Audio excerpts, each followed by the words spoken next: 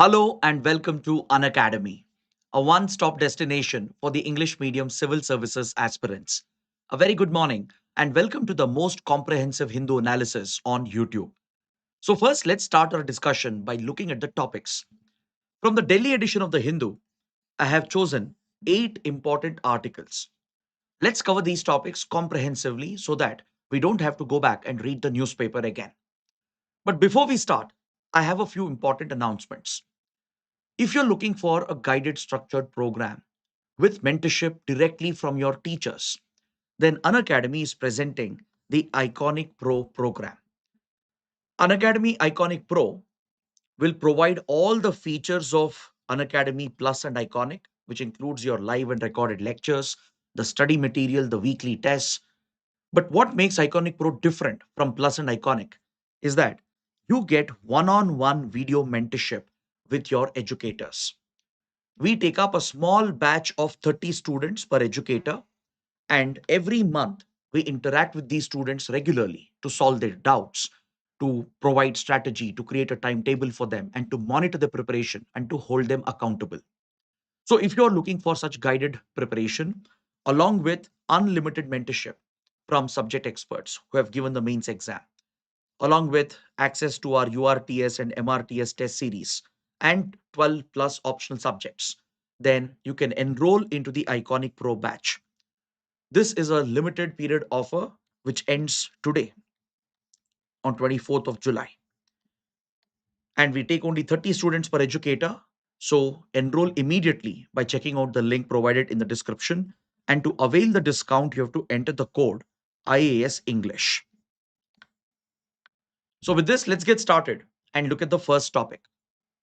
The first topic may not be directly relevant for the exam, but it's a very important update. With regard to the ongoing student protests across the country, the protests have spread and it has extended way beyond Delhi, from Mumbai to Northeast India, from Bengaluru to Kerala, even Hyderabad to Bhopal to Nagpur. Multiple cities have seen intense protests over the last 24 to 48 hours. Now, finally, the Prime Minister has yesterday posted on social media in a late night post acknowledging the issues faced by the students. Because before this, earlier in the day, the Prime Minister had put up a post announcing the establishment of fast track courts to speed up the trial of paper leak cases and to deliver strict punishment to those who are involved in paper leaks. But of course, this didn't satisfy the protesters, and that never was the demand of the protesters per se. The protesters have been demanding direct accountability for what has already happened, because fast track courts will come into picture later, which means you're preparing for the possibility of future paper leaks. But what about the recent leak of neat paper, and who would be held accountable for that? Yes, the CBI investigation has already unraveled this paper mafia, and those involved have already been arrested. But the protesters are demanding the resignation of the education minister, Mr. Dharmendra Pradhan, to take up that moral responsibility and to step down. And that, in a way, is a symbolic way of bringing in accountability. On this front, the government has been silent, but the Prime Minister has stated in this late night social media post that the government would be considering these issues and discussing this in today's cabinet meeting. And the post indicates that most likely in the coming monsoon session, in the ongoing monsoon session, a bill is likely to be tabled to bring out a stringent law. We already have a law that deals with paper leaks, but the Prime Minister seems to indicate that the cabinet will discuss what else can be done to plug the gaps and bring in statutory changes. So, in the ongoing session, probably by Monday, the Prime Minister has indicated that a bill could be considered and could be tabled, which will bring in a stringent law to punish those involved in paper leaks. But again, this may not address some of the immediate demands of the protesters, including the Cockroach Janta Party. Sonam Wangchuk, the lead activist who went on a fast unto death, has agreed to end his hunger strike after government representatives met Sonam Wangchuk in the hospital. Ministers JP Nadda and Jitendra Singh managed to convince Sonam Wangchuk, and following the reach out by the government to engage in a dialogue, Sonam Wangchuk has announced that his sir would be ending his hunger strike. But on the other hand, would the Cockroach Janta Party be satisfied with this outreach? Because the government has said that they are reaching out to the CJP leaders and other student leaders. The CJP has a different set of demands. As I said, one of their primary demand is the resignation of the education minister. Then compensation for the students who lost their lives as a result of the NEET paper leak. And they want these immediate steps to be taken, along with discussions and debates on the larger education reforms that are required. Now, of course, the government is not showing any willingness on this front, but the government is trying to engage in a dialogue with the protesters, and it's trying to connect with the civil society, which is mobilized in massive numbers across the country. As the article indicates, the protests have indeed intensified across states. It's no longer restricted just to Jantar Mantar. From Mumbai to Kerala to Andhra Pradesh to even Northeast India, in multiple locations, large scale protests have broken out, and fresh calls are being given for intensifying the protests even further to bring pressure on the government. So, now with this update, we need to look at a related article, which is very, very important for our exams. Now, do citizens enjoy a right to protest in a constitutional democracy? Under what circumstances can the police curb your right to protest? Under what circumstances can the police even use force to disperse an unlawful assembly? And what constitutes an unlawful assembly? And if at all there are police excesses carried out while dispersing a crowd or a mob, how will the police be held accountable? This is something we need to understand in detail, as it is a very, very important topic. As you saw on the 20th of July, the Cockroach Janta Party had given a call not just for a sit-in protest and a hunger strike at Jantar Mantar, but to carry out a procession towards the parliament, which was meeting for the monsoon session. Now, if you examine the constitutional and legal provisions, we can help break down all these questions and answer these questions. Of course, in a constitutional democracy, you have a fundamental right to protest, to express your dissent against any government, any party in power. You do exercise that fundamental right to express your opposition, to criticize the government, its policies, even its leaders. But of course, it has to be done in a peaceful, non violent manner. This, of course, is non negotiable in a constitutional democracy. So, this fundamental right to protest, the right to peaceful assembly, is guaranteed under Article 19, Clause 1, Subclause B. However, this is not an absolute right. It comes with a set of reasonable restrictions listed out under Article 19.3. For example, any attempt to disturb public order, any attempt to incite violence, any attempt to threaten the sovereignty, integrity of the nation, the security of the state.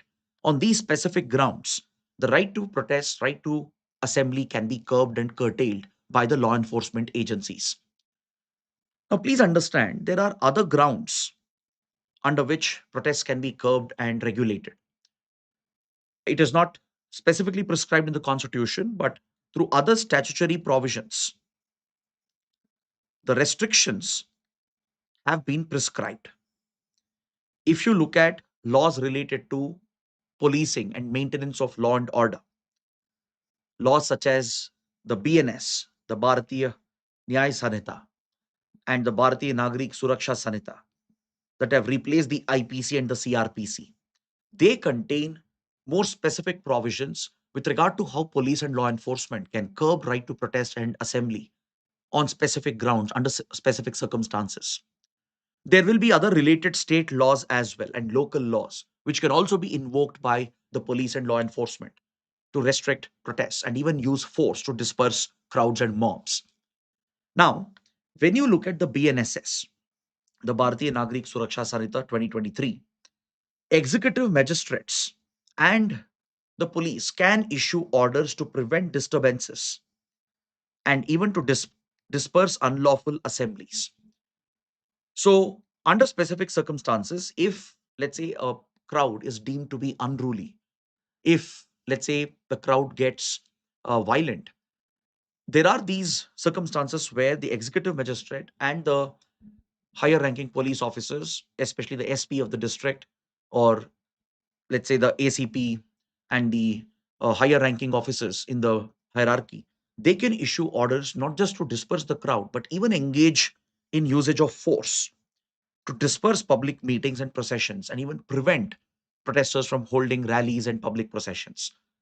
But was the protest by CJP unlawful? What happened on 20th of July? Was the usage of force by the police justified? I'm sure many of you must have seen those visuals, students being beaten up brutally. And this brings up questions of police accountability and human rights. So, when you look at the legal provisions, the statutory provisions under BNS and BNSS, how these laws are applied will all depend on the context, on the circumstances. It is all case specific. If you take the CJP protest that was held on 20th of July and the Sansad Chalo march, according to Delhi police, the Delhi police had already placed prohibitory orders in the New Delhi district as the parliament was about to meet and the monsoon session was about to begin. On security grounds, Delhi police had restricted any rallies, protests, and processions within the New Delhi district. But however, the Jantar Mantar site was designated for peaceful protest and assembly, but of course with prior permission. Now, according to reports that are available, the permission to hold protests at Jantar Mantar had been sought. But the police had not given permission for any rally or march to be taken out towards the parliament because that would be violative of the prohibitory orders. So, as it emerges, though the assembly at Jantar Mantar would be deemed lawful, the march that was carried out in violation of the prohibitory orders towards the parliament is where the protest could be deemed as unlawful by the police. And that is where the police justify their action. As the police tried to prevent the crowd to move towards parliament, which eventually led to a face off between the police and the crowd, resulting in clashes. And based on that, the police determined that in the interest of public order, that force had to be used to disperse the crowd. But again, what kind of force can be used? And if force is used, will the police be held accountable if there were excesses that were committed? Now, the matter has reached the Delhi High Court. It was brought in front of the Supreme Court as well. The Delhi High Court is now entertaining few petitions to inquire into the allegations of police brutality and excessive use of force and to hold those officers accountable and those who issued those orders accountable. But what the Supreme Court said is quite shocking because when lawyers brought up this issue, stating that there are horrific videos circulating showing the brutality that Delhi police and RAF had allegedly employed, and the Chief Justice of India, Suryakant, stated that there is no time for the court to look into these videos and even told the lawyer not to waste the time of the court. By the way, it was the same Chief Justice whose statements regarding the country's youth led to the formation of the Cockroach Janta Party when he referred to the disgruntled youth as cockroaches, which in a way struck a nerve for the country's youth and the younger population. And in a way, it played a big role in bringing out all this anger and frustration onto the streets. So now the question is, what are the guidelines of the police when there is a peaceful protest going on? How do they deal with it? First, as I said, whether the protest is lawful or unlawful, depending on that, the police action would be determined. Lawful protests are a fundamental right as long as it remains peaceful and non-violent. But a lawful protest can later become unlawful during the course of the event. Maybe the protest begins peacefully, as it did with CJP's protest at Jantar Mantar, where reportedly permission had been sought, peaceful assembly was allowed by the Delhi police. But the march was not allowed. No specific permission was sought for that, and prohibitory orders were in place. So when the crowd started marching, that was deemed as unlawful during the course of the event. And accordingly, senior police officers and the executive magistrates can issue orders to disperse the crowd. And to disperse the crowd, force can be employed. But the question is, to what extent force can be employed? What kind of force can be used? Because we have seen videos of brutal lathi charge taking place, water cannons being used, and allegations of even shock batons, usage of pellet guns, and allegedly even batons with nails.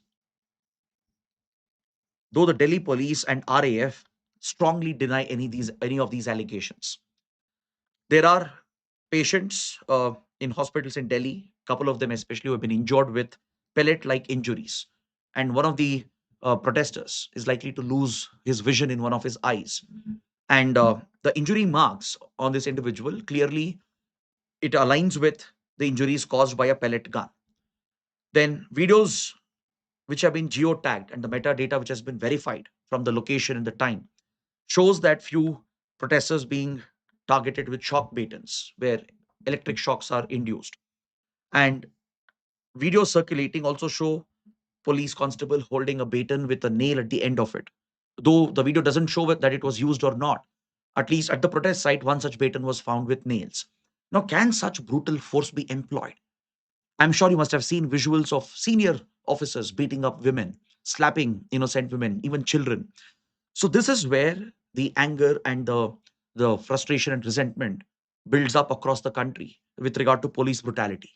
Now, when you look at balancing public order, security with human rights, there is a clear manual on this for police officers brought out by the NHRC, the National Human Rights Commission, has a manual on human rights for police officers. This is like a guidebook for police officers on how to balance human rights while dealing with law and order situations. Now, according to the manual, while it is important to protect and uphold rule of law, it is equally important to uphold the rights of the citizens. The police have a dual responsibility.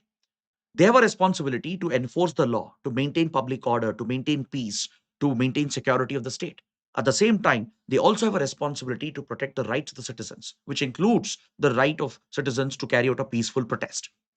Now, if at all, let's say a protest turns unruly, violent, if there are signs that it could go out of hand, that is when some element of force can be employed.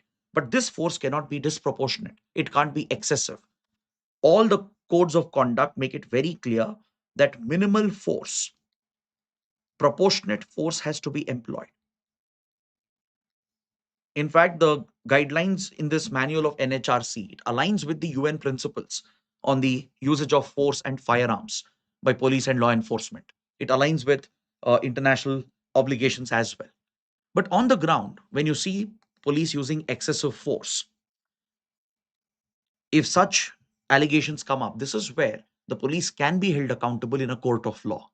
The courts can examine whether the force employed by the police was it required, was it justified, was the extent of force used, was it necessary, and if violations are found, the police can be held accountable for that. Now, under the BNSS, as I said, an executive magistrate or the authorized senior police officers, they can disperse an unlawful assembly on these specific grounds. But however, before using force, they should have established that every other method of convincing the crowd has been tried. To disperse the crowd, they should first engage in talks, persuasion. They should try to negotiate with the leaders of the protest. They should try to advise them, even give advance warning and notice before force is employed. And as a last resort, irreducible minimum force, proportionate minimal force has to be used. So, if let's say a crowd can be dispersed with just warnings, or if a crowd can be dispersed with just a mild lathi charge or a mild usage of water cannons, then what is the use? What is the requirement to use pellet guns, shock batons, etc.?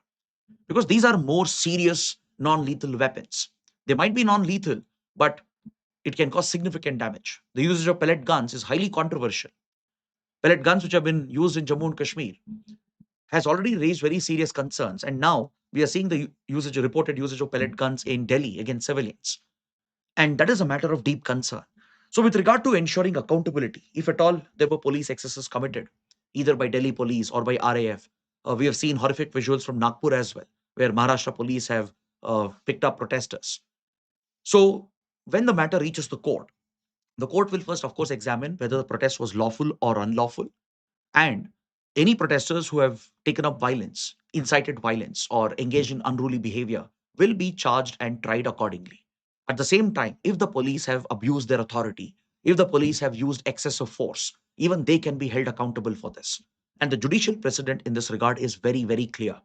If you look at the DK Basu case versus State of Bengal in 1997, The Supreme Court had clearly directed that police personnel, they should carry name tags and wear badges, visible identification badges, while carrying out an arrest. This is provided in PNSS as well. But this is only with regard to carrying out an arrest. Because one controversy with regard to the Delhi protests is that the RAF personnel and some of the Delhi personnel, they were not wearing the name tags and the name badges. And some of them were in mufti or in civilian clothes, and they were involved in beating up students. So is this legal? See, when it comes to carrying out an arrest, yes, the concerned police officers, they should be wearing the name tag. They should be identifiable, meaning they should be in uniform. They should be wearing the name tag as well. But when it comes to riot control, when it comes to mob or crowd management, or when it comes to a serious security situation in conflict zones, there are operational security reasons why security forces remove their name tag. Because if forces are identified, later on they might be targeted, their families might be harassed. And especially in conflict areas where insurgency, terrorism exists, yes, there it is a requirement, it's an operational security requirement to remove the name tags so that the police officers or the security forces, they become essentially unidentifiable. But however, this may not apply for a regular protest led by civilians, a protest where there is no internal conflict going on. So, if you're dispersing a crowd, there is probably no need for police officers to remove the name tags. Now, let's say even this is justifiable as operational security, because today in social media's domain, you can still identify the individuals, and probably the families could be harassed or the police officers could be targeted, which still remains a genuine concern. So, on operational security grounds, let's say police officers remove the name tag, which is still justifiable under legal grounds. But however, using plain clothes those who are in civilian clothes to use force and target the protesters, that is where some serious legal questions will come up. Because in the DK Basu case, the Supreme Court had made it very clear, when the law is being enforced, the officers should be identifiable, particularly when arrest is being carried out. So, how will this be interpreted is again a matter of question that the court has to answer. Now, when you look at other important cases like the Himat Lal Shah 1973, in this, the Supreme Court had held that state can regulate assemblies in public spaces, in streets, but it cannot impose arbitrary restrictions to take away the right to protest. See, state will always have that upper hand, right? The law favors the state in this regard. This cannot be misused by the state to cripple any dissent and opposition, to incite the protesters to get into a clash with the police so that the police can then justify the usage of force. Such action, such tactics by the police and the government is clearly not entertained by the courts. In this case, the Supreme Court made it very, very clear that police action cannot be used and state cannot regulate assemblies in such a way that it takes away the right to protest itself. The restrictions imposed cannot be unreasonable. And in the Ramlila Maidan incident, with regard to India against corruption and the Anna Hazare movement under the then UPA government, when Baba Ramdev was picked up in the middle of the night by police and police force was used on peaceful protesters. Even then, the court held that citizens have a constitutional right to peaceful protest. And the court had come down heavily on the then Manmohan Singh government, the Delhi police, and the security forces, which had employed force. So you can see some parallels with regard to how both the events have been handled by the police and law enforcement. In the Anita Thakur case, more recently in 2016, the Supreme Court held that excessive use of force violating fundamental rights will result in awarding compensation to the victims. If police brutality has led to serious injuries, then the victims will have to be compensated, and the court had ordered compensation for the victims. Then, even in the Mazdoor Kisan Shakti Sangathan case, 2018, the court had held that yes, demonstrations can be regulated to maintain public order, but in the name of regulating demonstrations and protests, you can't strip away the right to protest. So, this was a reiteration of what the court had said in the Himat Lal Shah case. And recently, in the Amit Sani versus Commissioner of Police during the Shaheen Bagh protests, the court had held while right to protest is a basic constitutional right, you cannot indefinitely block public spaces and cause inconvenience for the public.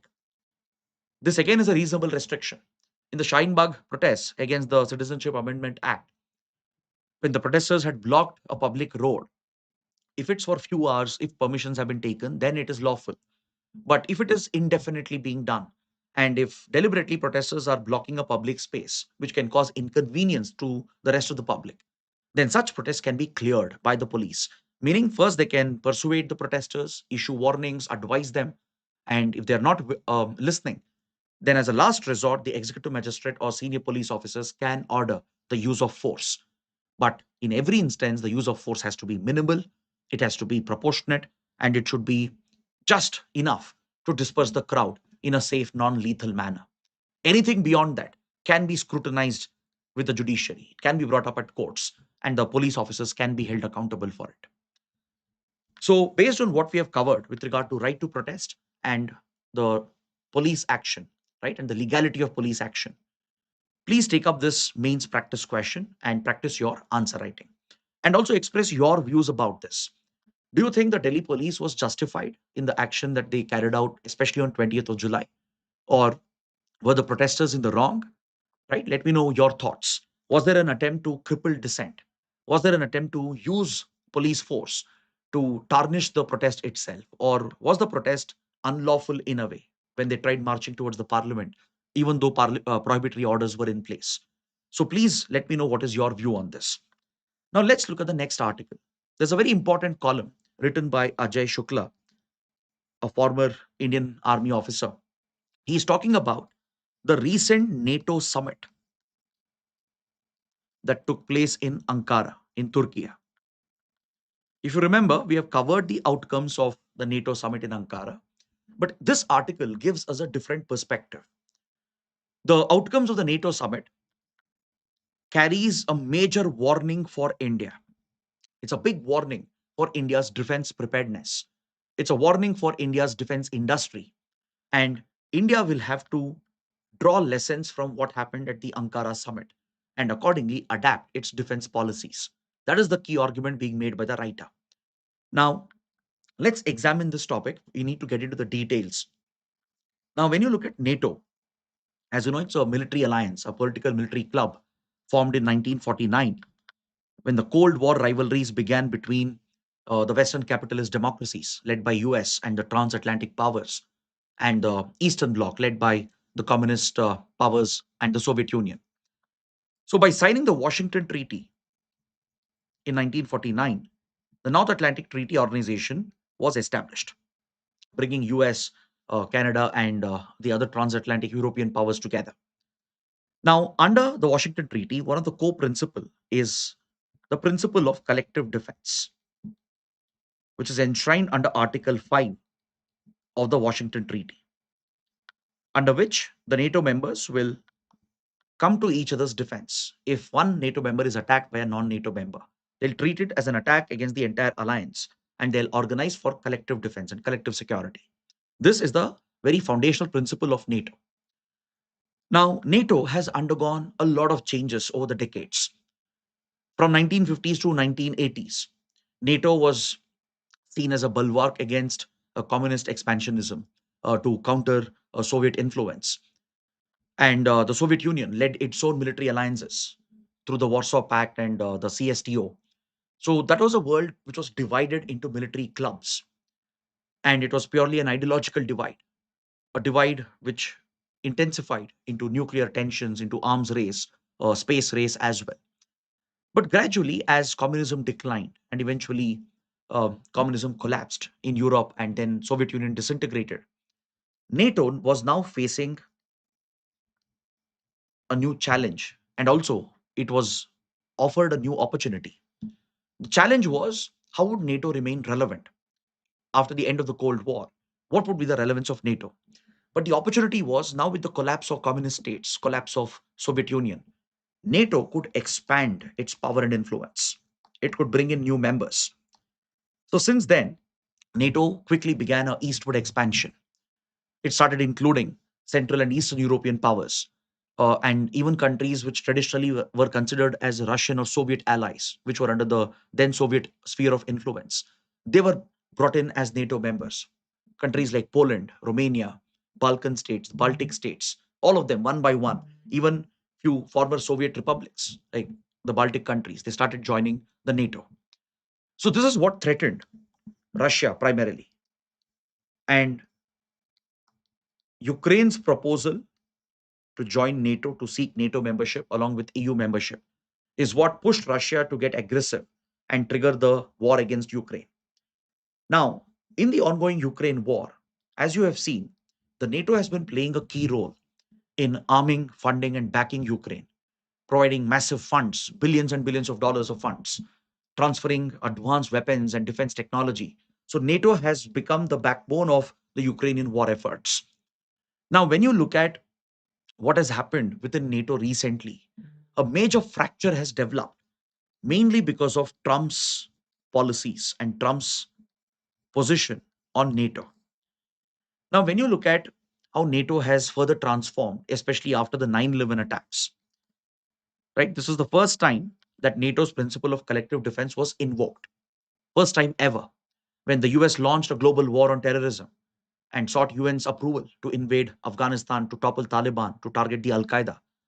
NATO countries rallied behind the US, contributed troops, and put in equal efforts to create an international security assistance force to invade Afghanistan. So NATO has played its role and contributed to American security interests, American foreign policy and geopolitical interests. In return, the US would always take the higher burden. The US would share the higher financial load. The US armed forces and the defense industry would fill in the gap that European defense industry was never able to fill. So this gradually led to some complacency within European powers as well with regard to their own defense and security. They became quite relaxed that US is always there to take care of their security. Many European nations reduced their defense spending. Uh, their overall defense industrial base became weakened. Their advances in defense technology also has remained quite stagnant. And overall spending in military and defense has seen a big decline, with US taking up the bigger share of the burden. But until Trump, it was all fine. But with Donald Trump, he has taken direct aim at the asymmetry in responsibilities between NATO members. He has accused European nations of not contributing enough. And on this regard, he is right. See, NATO had set a goal that NATO members will have to spend at least 2% of their GDP on defense so that there is a equitable contribution. However, many countries never met this target. So following this, Trump threatened to exit NATO. He tried threatening NATO countries as well, like Denmark over the Greenland issue. He kept humiliating other NATO partners, creating a big divide and a friction within this military alliance. But the Ankara summit has brought out a new dimension to NATO. There are four major outcomes which point towards the reorientation which is happening within NATO and how this could threaten Indian defense interests. See, one of the major outcome was, despite all the rhetoric of Donald Trump and his criticism of NATO and the NATO members, the countries finally came together and they gave a ironclad guarantee to uphold the commitments under Article 5. Donald Trump was criticizing NATO members for not coming to American assistance in the Iran war, mainly to lift and clear the blockade at Hormuz that Iran had placed. He criticized many European countries for denying logistical support and access to their military bases. Like, for example, Spain. It completely shut off all its military facilities to US military operations against Iran. France shut off its airspace. Even UK had closed off its air facilities and military facilities initially and later opened them up to American forces. So Trump, who was furious about this, he had been targeting NATO, threatening to quit NATO as well.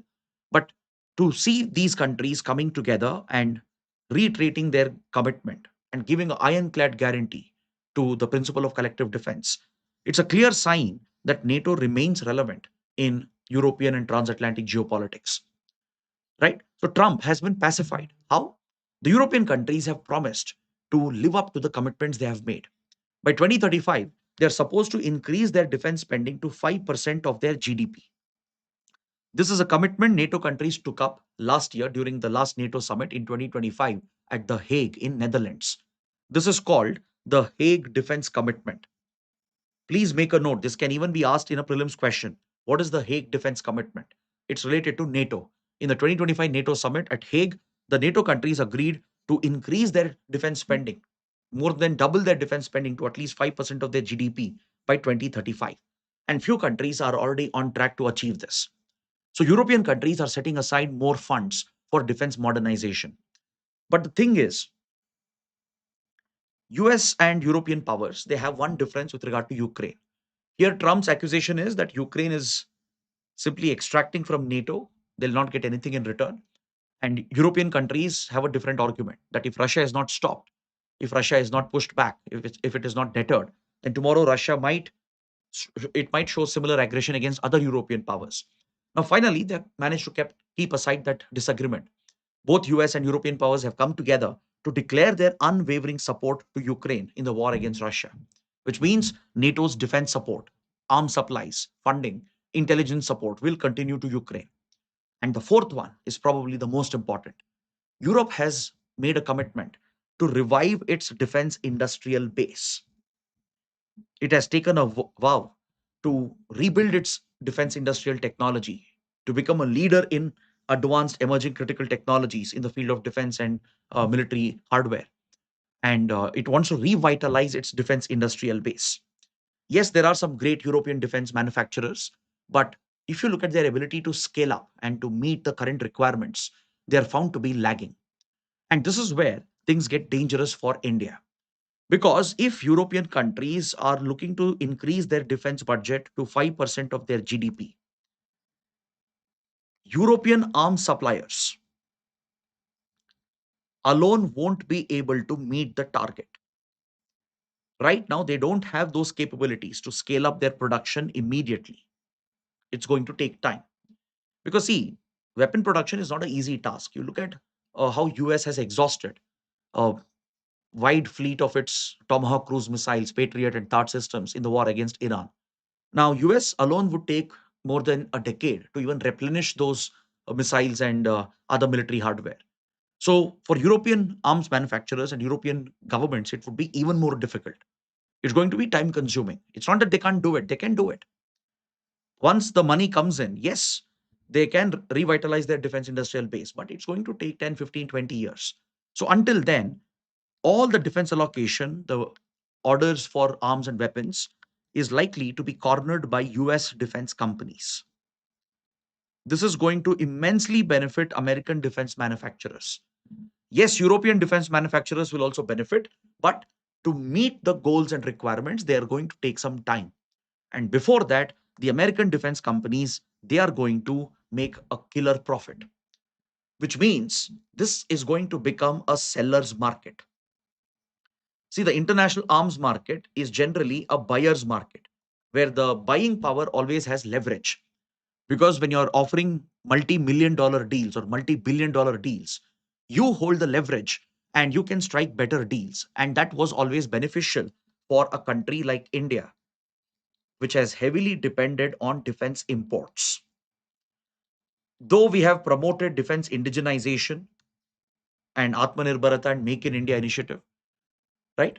Though we have started exporting defense products, we still depend heavily on defense imports for high-end technology, especially critical technologies like engines, for example, or special softwares, right? Or even with regard to encrypted communication, we still have a lot of dependency on foreign manufacturers. Now, in a buyer's market,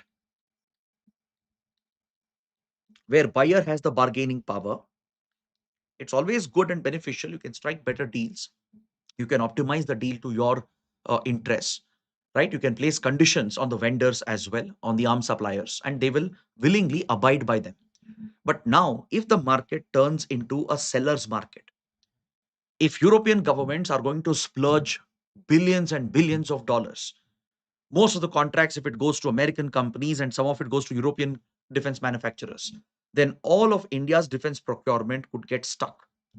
It could get delayed or the prices might increase. We have already seen this happen with the GE F404 engines, which the US was supposed to supply to India. During Prime Minister Modi's recent visit to US, India had struck a deal with General Electric, which is a major aerospace company in the US, to procure the F404 engines for India's LCA Tejas aircraft. The Indian Air Force is almost entirely dependent on this plan, right? The HAL's indigenous engine program, the Kaveri engine, has become a failure. The project has been even cost aside. So now we are depending on American engines provided by GE. Despite the contract being signed, the company delayed the delivery of these engines and they still have not arrived. Why? Because many of them were diverted for American and European defense purposes.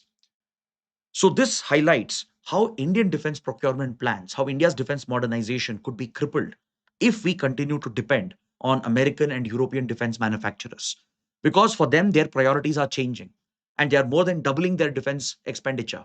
So in the next 15, 20 years, you will see significant orders coming in from European militaries and American armed forces. And they will essentially prioritize their own requirements, right? Even if we have standing agreements, they might delay the deliveries or increase the prices. And this creates a big vulnerability for India's defense modernization. That is why the only solution is to focus on self reliance. As Indian armed forces are inducting more advanced technology, critical technology, and focusing on a network centric warfare environment, we need to focus on indigenously developed technologies and reduce dependency on foreign suppliers. That is the only way out in the long term. So, based on what we covered, please take up this mains practice question. How NATO's defense expenditure increase can threaten India's defense procurement? Because the demand from NATO will crowd out the market, it will turn the international arms market into a seller's market, weaken India's leverage, and even create shortages for defense supplies to India. Now, let's take up the next article, a very, very big development. United States has announced a civilian nuclear deal with Saudi Arabia.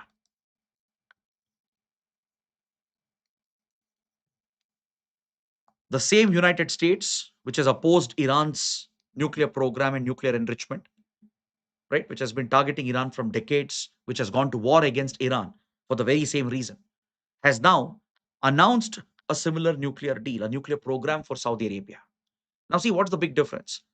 Iran is also a repressive regime, so is Saudi Arabia, right? But however, Saudi Arabia remains a close American ally, especially since 1970s.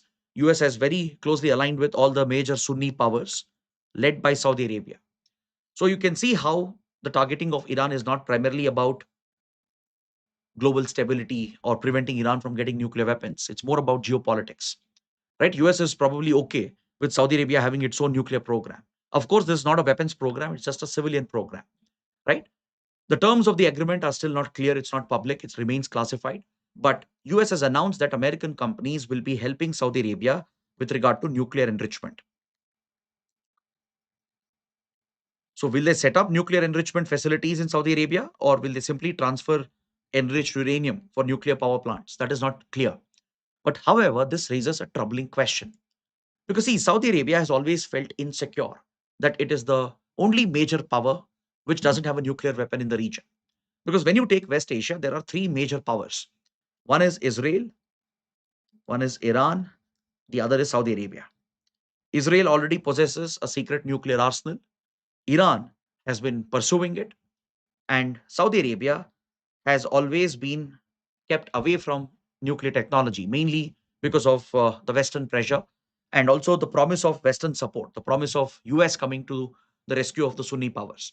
That's why all the major Sunni powers, even UAE, Qatar, Kuwait, Bahrain, all of them, they've allowed multiple American military bases to be set up because US promises security for them in return for the oil supplies and access to the American markets that they provide. So now, US planning a nuclear deal with Saudi Arabia is quite controversial. Even Israel is opposed to it. Even within the US government and the US Congress, there might be strong opposition to this. There could be opposition coming from West Asian and European powers as well. Why? Because a civilian program can be easily converted into a potential weapons program. Given the recent developments, given how Saudi Arabia feels threatened even by Israel today, how it always had a age-old rivalry with Iran, the Shia-Sunni rivalry. Saudi Arabia might be tempted to pursue nuclear weapons, and if US is providing civilian nuclear technology with enriched uranium, Saudi Arabia could potentially divert them towards a possible weapons program. Because, see, last year, as the threat for Saudi Arabia and its dominance increased, as Israel became more aggressive, targeted multiple countries in the region, as Iran also was getting more volatile and reactionary, Saudi Arabia struck a deal with Pakistan, the Mutual Defense Agreement, where Pakistan commits to come to the defense of Saudi Arabia and vice versa. Experts believe that as part of the agreement, there might be a nuclear angle involved. That Saudi Arabia has always seen Pakistan's nuclear weapon as a nuclear umbrella for the Muslim countries, particularly the Sunni powers in West Asia, given the close ties between Saudi Arabia and Pakistan. So experts believe that there is that arrangement between Saudi Arabia and Pakistan that if need arises, Pakistan might help and assist Saudi Arabia to pursue a nuclear weapons program or maybe even transfer its nuclear arsenal and technology to Saudi Arabia. So now if US were to assist Saudi Arabia, which is probably thinking on these lines with nuclear technology, there is a possibility that with Pakistani help, they might potentially consider building their own weapons program, and that would be detrimental for regional interests. However, Trump has, as of now, said that no nuclear enrichment facility will be set up. American companies will just be assisting with civilian nuclear technology, meaning most likely enriched uranium might be transferred for nuclear power plants. But however, this entire deal is conditional. What is the condition? Donald Trump has said this is conditional on Saudi Arabia signing the Abraham Accords. What's the Abraham Accords? It was brought out by Donald Trump during his first presidency in 2020, through which he achieved a landmark breakthrough with regard to recognition of Israel by West Asian Arab states. See, before 2020, before the Abraham Accords, only two Arab states in the Middle East, North Africa region had recognized Israel and set up relations with Israel. That was Egypt and Jordan. And even this was done with force and compulsion. Because when Israel unilaterally declared independence and violated the two-state plan in 1948, and it basically took away the land and rights of Palestinians and established itself in an illegal manner, all the Muslim states and the Arab nations in the Middle East, North Africa region had boycotted Israel. None of them recognized Israel and set up relations with Israel. In fact, many other countries from Asia and Latin America as well, all the newly independent nations, including India, initially did not recognize Israel. So, as the Palestinian conflict escalated, as many of these countries even armed and backed Palestinian liberation groups against Israel, the rivalries continued between them. Finally, when the Six-Day War ended in 1967, the Arab Israel War, Israel defeated Egypt and Jordan, took significant territory from them as well, particularly the Sinai Desert from Egypt. And Jordan also suffered a massive defeat. So the United States leveraged this position along with Israel to force Egypt and Jordan to make concessions. At the Camp David Accords, signed in 1978, the US mediated between Egypt and Israel and convinced Israel to give up the Sinai Desert, which it had occupied from Egypt. And in return, Egypt was forced to recognize Israel and set up ties with Israel. Then came Jordan in the 1990s, again, pressurized by the US to recognize Israel. So until 2020, these were the only two Arab nations in the Muslim world that recognized Israel and had diplomatic relations with Israel. But with Abraham Accords, Trump achieved something remarkable. Major Arab states, starting with United Arab Emirates, they signed the Abraham Accords and recognized Israel, and UAE Israel became close partners after that. That's why in the ongoing conflict, you see close partnership between UAE and Israel. According to reports, Israel even deployed its air defense systems in UAE in secret. And also, according to reports, Benjamin Netanyahu carried out a secret visit as well during the conflict. And that is one of the main sources of friction between UAE and Saudi Arabia. See, traditionally, UAE and Saudi Arabia have been close Sunni partners, like brother countries, always having the same foreign policy stand. But of late, they have had a major split. UAE is pursuing its own interests, getting closer to Israel and US, and fighting its own covert proxy wars from Sudan to Somaliland to the conflict against Iran, whereas Saudi Arabia has a very different approach to this. Now, Saudi Arabia, which was traditionally maintaining a covert relationship with Israel, It was never okay to have public relations with Israel, as it was seen as the leader of the Sunni Muslim world. So now, if Trump can convince Saudi Arabia to recognize Israel by signing Abraham Accords, that would be the biggest breakthrough.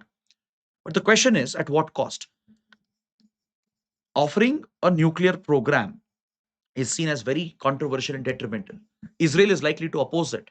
Though Israel would benefit from Saudi Arabia's recognition, Israel has craved from decades the recognition from Saudi Arabia. But the same Israel might oppose this deal. Why? Because nuclear technology in the civilian domain can be channeled towards a weapons program. And if Saudi Arabia were to pursue a weapons program, that would definitely be counterproductive to Israeli interests. So this is a deal which can change the very geopolitics of this region. That's why it's being closely watched. And that's why it's one of the most big developments in the West Asia region. Next, as we have been discussing about the Red Sea blockade that the Houthi rebels have announced, the Houthis have carried out a couple of attacks against Saudi flagged vessels in the Red Sea corridor. So this has increased the threat for oil shipments. And as a result, Brent crude has shot up beyond $100 per barrel. After the US Iran MOU was signed in June, Brent crude prices had dropped significantly, bringing some relief to the oil markets.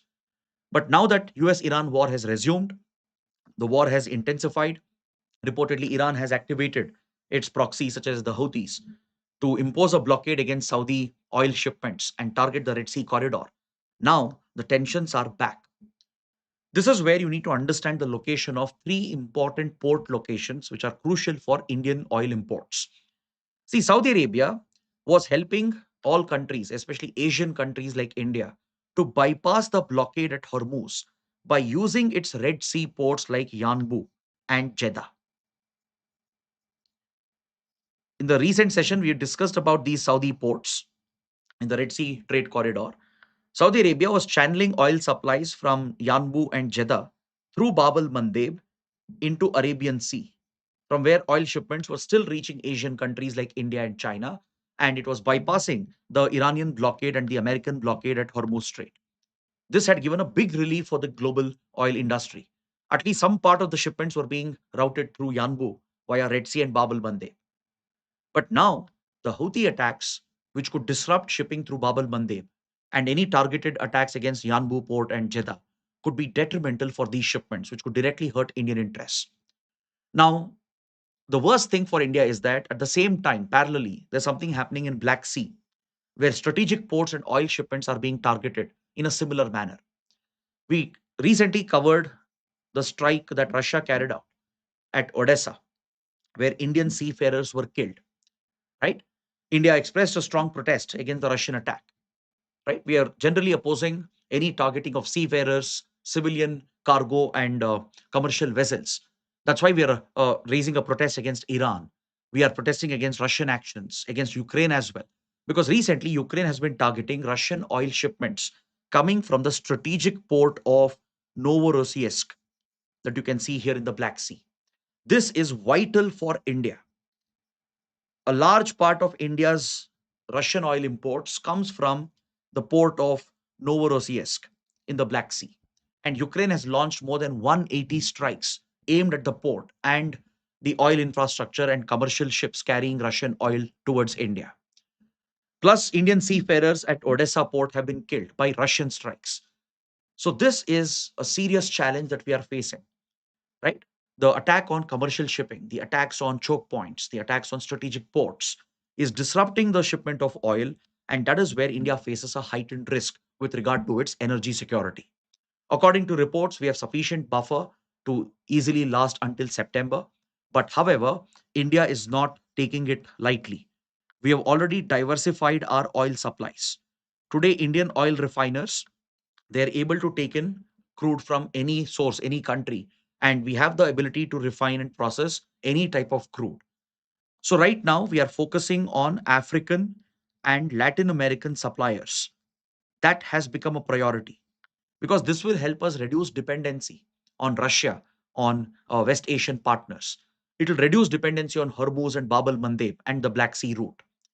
See, from Yanbu, if ships have to take the longer route, let's say they have to reach India and Bab el Mandeb is closed by the Houthis, then ships will be routed back to Suez Canal. They exit into Mediterranean. They'll have to navigate across Africa, circumnavigate around Cape of Good Hope, and then reach India through Mozambique Channel. This will increase the travel time significantly. See, from Yanbu to India through Bab el Mandeb, the travel time is hardly 8 days. Let's say a ship were to leave Yanbu through Bab el Mandeb and Gulf of Aden, it will reach Mangaluru or other ports on the west coast within 7 to 8 days. Now, if this were to be diverted via Suez Canal around Africa, then back to India, this will take 39 days. Look at the increase in duration. The freight cost will go up significantly. Then it's also about insurance cost. The shipping insurance is very costly and expensive.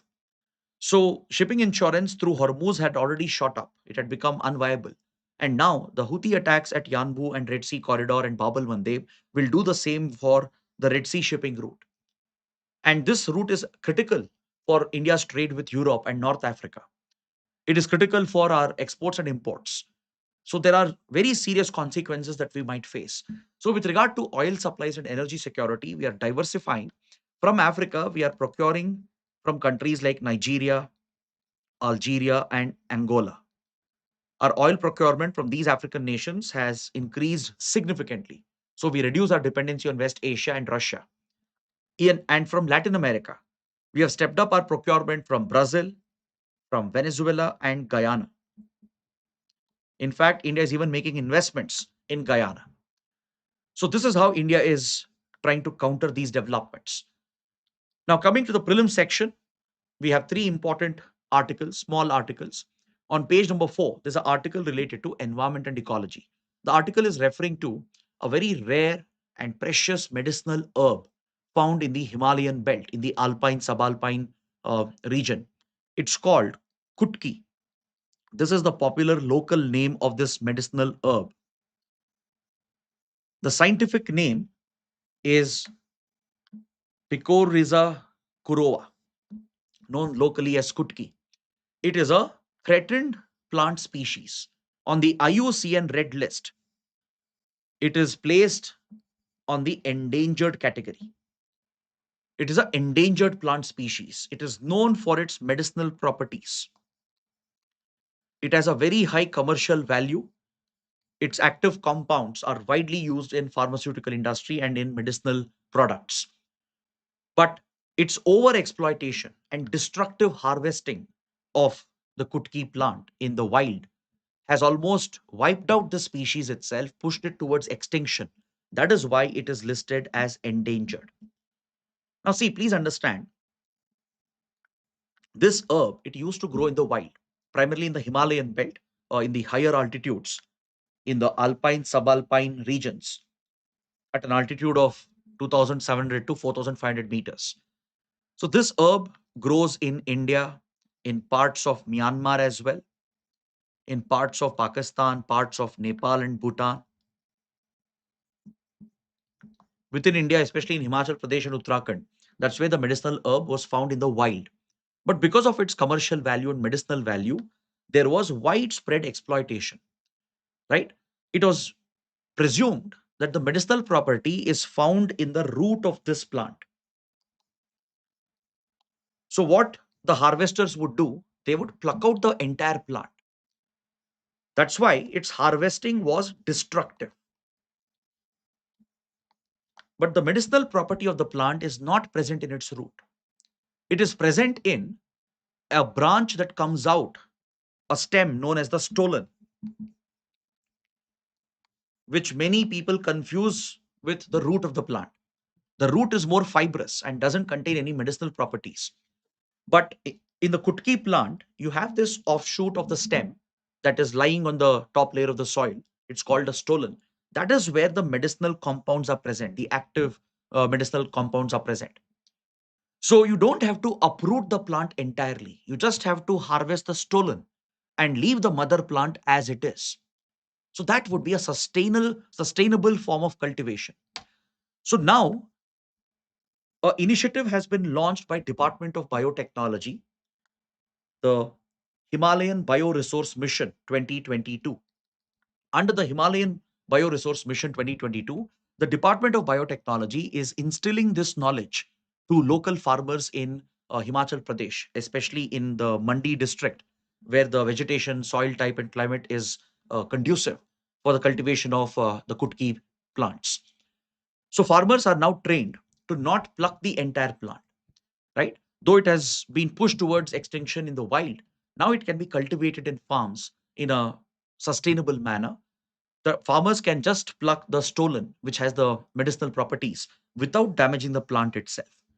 Now, please note, because of its threatened status, because of its commercial value, it is placed under Appendix 2 of the CITES Convention, the Convention on International Trade in Endangered Species. It means under Appendix 2, any plant species or animal species which is listed, the trade of that particular species is restricted, regulated, meaning export permits, licenses are required, right? So, international trade of such species is highly regulated under this international convention, the CITES Convention, when the species is placed under Appendix 2. Coming to the next article, India's Foreign Minister Dr. Jaishankar, who is in Manila in Philippines, has attended the East Asia Summit and as well as the ASEAN Regional Forum. So these are two high profile and very important diplomatic meetings that take place in the Southeast and East Asia region. And India is one of the key active participants. So during the East Asia Summit and the ASEAN Regional Forum, India has highlighted many pressing issues. India has spoken about freedom of navigation, how Chinese threats are disrupting the movement of vessels in South China Sea. India has called upon all the countries from Iran to Russia to China to not attack seafarers, civilian shipping, and infrastructure. So, all these key issues were brought up from the Indian side. But what is important for prelims is to understand what is East Asia Summit, when was it set up, who are the members, what is ASEAN Regional Forum, whether India is part of it or not. That is something we need to learn. The East Asia Summit is one of the most important groupings of the Indo Pacific region. It was mainly founded by the ASEAN countries. It was established in the year 2005 and expanded further in 2011. See, ASEAN back then, it had only 10 members. Recently, a 11th member has joined the group, that is Timor Leste or East Timor. Apart from the new member, you have other ASEAN members like Indonesia, Thailand, Malaysia, Brunei, Philippines, Myanmar, Vietnam, Laos, Cambodia. So these 11 ASEAN countries, they work with their close dialogue partners such as Australia, New Zealand, India, China, Japan, South Korea. Then United States and Russia were added later. With these key dialogue partners, the East Asia Summit was established. So India is one of the founding members of East Asia Summit. We are a key participant.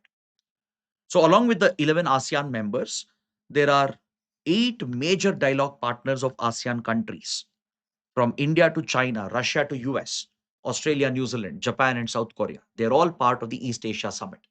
It focuses on important issues of this region, from trade and economic issues to geopolitical issues, even tackling terrorism, organized crime, focusing on epidemics and pandemics, or vaccine development, or dealing with disaster management. All these are priority areas for East Asia Summit. Now, there is another forum led by ASEAN called the ARF, ASEAN Regional Forum. This is a regional security and dialogue platform established by the ASEAN countries. It was established in 1994 and it consists of 28 countries today. It says 27 here because this is slightly old. Recently, very recently, a new ASEAN member has joined. As I said, Timor Leste is a new addition. So it consists of the 11 ASEAN nations and many important regional partners. It has India, it has Pakistan, it has Sri Lanka, it has other important countries, including North Korea, major powers from across the Indo Pacific, from Australia, New Zealand to even Canada. They're all part of this important initiative. So multiple nations are part of it. According to the latest update, the number of members is 27. That includes the 11 ASEAN countries and the other regional partners. There are 10 dialogue partners and other small countries like Bangladesh, Sri Lanka, and others who are also part of the initiative. So all these countries, they meet with the ASEAN nations to focus on regional security and other important issues affecting this region. The last topic on the supplement page, there is this image that depicts India's medical assistance that has been supplied to Kenya. India has dispatched emergency medical assistance to Kenya. Why? Because Kenya is potentially dealing with a threat from the Ebola outbreak in Africa. Kenya is a neighboring country of DRC, the Democratic Republic of Congo, where a major Ebola outbreak has been reported. Right? We have covered this Ebola outbreak in our previous sessions. Countries like Sudan, South Sudan are also reporting cases, and the cases have been spreading, even in Uganda as well. So Kenya is potentially at risk. So it is stepping up Ebola surveillance, and India has offered medical assistance by transferring diagnostic tools and testing kits. See, India always plays this role in East Africa. That is what you need to understand. East Africa is a top priority for us. During COVID-19 pandemic, India carried out Mission Sagar, under which Indian Navy provided medical supplies to multiple East African countries and Indian Ocean countries. So countries like Tanzania, Mozambique, then Madagascar, even the island nations like Mauritius and Seychelles, they all receive support from India. We even offer humanitarian assistance and disaster relief, that is disaster management support, when tropical cyclones hit Mozambique and Tanzania and Seychelles. So India is a key provider of disaster management assistance, and you can see that in action with the delivery of Indian medical supplies to Kenya. So on this note, I bring the discussion to an end. If you found the session to be useful and interesting, please let me know in the comments. See, yesterday there were no major press releases from PIB. That's why I'm skipping it. There were a lot of press releases, but none of them are truly important for the exam. So we can skip it. Tomorrow, if there is anything, we will definitely include it again. So that is it. Thanks for watching. Don't forget to subscribe to our channel.